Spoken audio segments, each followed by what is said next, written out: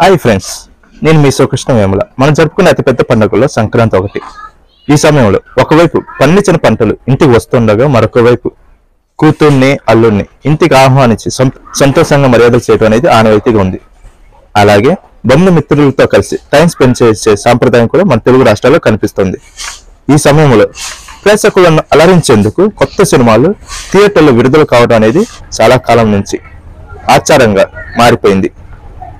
అలా ఈసారి సంక్రాంతి బరిలో డాక్ మహారాజ్ సంక్రాంతికి వస్తున్న గేమ్ చేంజర్ ప్రేక్షకులను పలకరించనున్నాయి. సాధారణంగా సంక్రాంతికి పెద్ద సినిమాలు రిలీజ్ అవుతూ ఉంటాయి. ఇండస్ట్రీలో హీరోల పరంగా mega family, Nandamuri family, Daggubati family, Akkineni family, వీళ్ళతో పాటు మహేష్ బాబు, ఇతర కొంతమంది హీరోలు నుంచి ఏ సినిమా రానున్నది అనే అభిమానులు ఎంతో ఆసక్తిగా ఎదురుచూస్తూ ఉంటారు. అయితే ఈ 4 ఫ్యామిలీలో ఏదో ఒక్క ఫ్యామిలీకి సంబంధించిన సినిమా అయినా సంక్రాంతి కనుకగా ప్రేక్షకుల ముందుకు రావడం జరుగుతూ ఉంటుంది. కానీ ఈసారి ఒక్క అక్కినేని ఫ్యామిలీ మినహా మిగతా 3 ఫ్యామిలీ నుంచి సినిమాలు రంగులోకి దిగుతున్నాయి.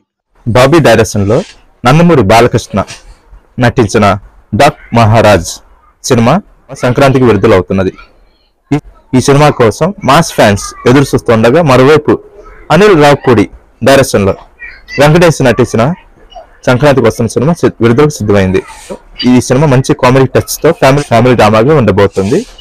వీరితో పాటు శంకర్ దర్శకత్వం మెగా ఫ్యామిలీ నుంచి హీరో రామ్ చరణ్ నటించిన గేమ్ చేంజర్ కూడా ఈ సంక్రాంతి పండుగకి ప్రేక్షకుల ముందుకు రానున్నది. దీంతో ఫ్యాన్స్ కి సంక్రాంతి సందడి ముందే కనిపించనున్నది.